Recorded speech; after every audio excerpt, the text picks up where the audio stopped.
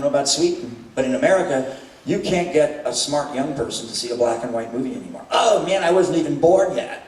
I wasn't even alive yet. I don't want to see that. I don't want to see that. I wasn't even alive. Who cares? I don't care about Humphrey Bogart or Marlon Brando. I wasn't alive yet.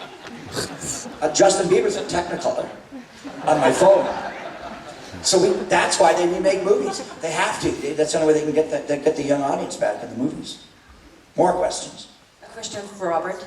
How many makeup sessions did you have to sit through before they could decide on a final look for Freddy? Gosh, I've lost count of how many times I've been in the makeup, because it's not just Freddy, you know. It was also Phantom of the Opera and The Mangler and a couple other films when I was the makeup guy. But for Nightmare 1, you didn't have that many. David Miller was out in the San Fernando Valley, and he was very 80s, big shoulders, big hair, everything was turquoise, I think. And I went out there at least for 4 tests. I went out there probably for application tests twice for molds. And then I remember being out there and Wes and Bob Shea, the producer and the director, came out to look at it. And then we started playing, we were still playing with it at the studio. So I would say anywhere between 4 and 6 sessions at David Miller's, and then perfecting sessions at the studio, probably while she was, you know, flirting with Johnny Depp. I was in there just getting tested, yeah. So another 3 there probably, so maybe 7 or 8.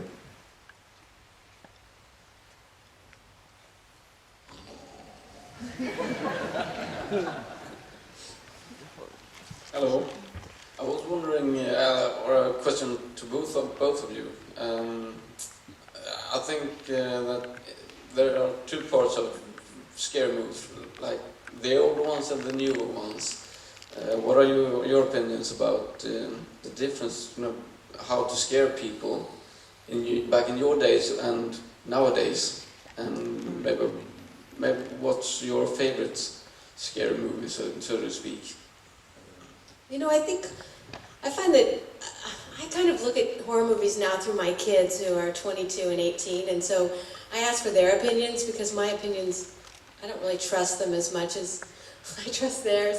But they seem to like horror movies that have a strong kind of psychological element, that the question being asked in the horror movie is about how you perceive reality, or things you think are true that are not true, or rather than just the monster hiding in the shadow jumping out at you on your way to school. Or like, there's a lot more sophistication to modern horror movies, but at the same time they've also lost some of that simplicity that I like in horror movies. Like, I really love Psycho. I love Nightmare on Elm Street because I find them so simple in their story that they're telling. And you know, I haven't seen a lot of the really current horror movies, so I wouldn't be the best person to ask, but I'm trying to think. We just worked on a horror movie at our shop, and it's called Indigenous. It's about a chupacabra in the jungle of Panama. And my husband's just gotten back from doing this film, and the movie was very old-fashioned in that you had these teenagers who go on a vacation and then one by one get picked off by this, you know, jungle monster. And I thought, this is so refreshing. It's like this old-fashioned kind of just pick off the teenagers kind of movie. And so I'm curious to see if it will be successful at all, because I think people are more sophisticated than this. You know, I don't know. Well, one of the old tropes of 70s and 80s horror movies was we were a changing culture, a changing society. You were ahead of us in Sweden. You were more modern with your sexuality and your morals, and we were catching up. And part of how we hid it in America with those movies was, it was like, if you have sex, you die. You know, have sex, you get hit with a machete, you know, by a guy in a mask. You know? And this was part of the subtext of those films. Yeah, it's part of the morality play. It's as ancient as Greek myths. I think there's always been good horror movies, and there's always been bad horror movies. There's some old horror movies that are really terrible. And there's some old ones that are really great, and there's some new films that are really terrible, and there's some new ones that are great. And anybody, you guys see Cabin in the Sky? Cabin in the Woods. Cabin in the Woods? Sorry, Cabin in the Sky is a Negro spiritual. And I use the word Negro because that's what it was, that's what, how you say that back then.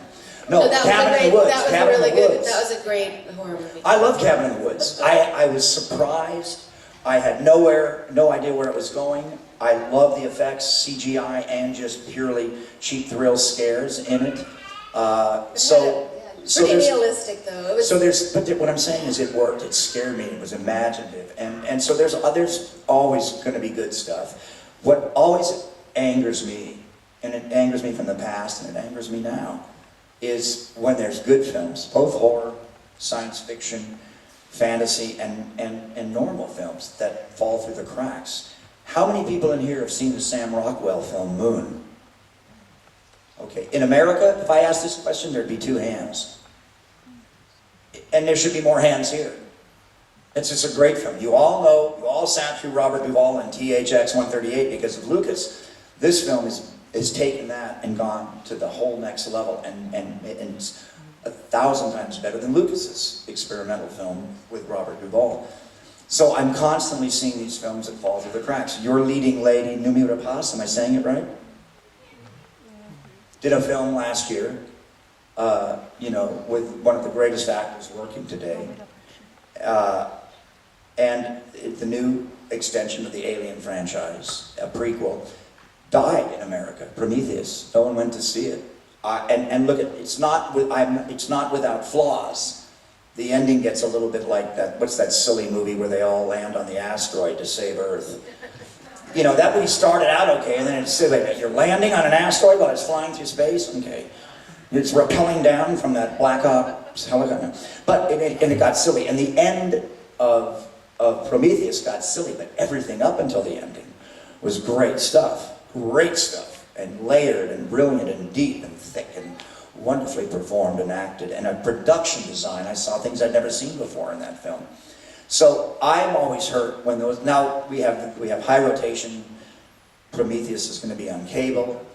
I think Moon will be eventually discovered as a cult film. But it breaks my heart that those films don't catch immediately. And so thank God for cable and DVD and box sets and everything now, that we can rediscover these things, that we can kind of listen to the jungle drums beating, you know, on Blogosphere or in critical magazines, or in events like this, and get the word passed that these are good films. But I think there's always been good and bad horror movies made. And I think the audience had to go in a kind of post-punk place, which is why we begat the Saw movies. The Saw movies were actually, and I actually liked the first one a lot, and I know, and I liked Mr. Bell. I think he's a wonderful actor.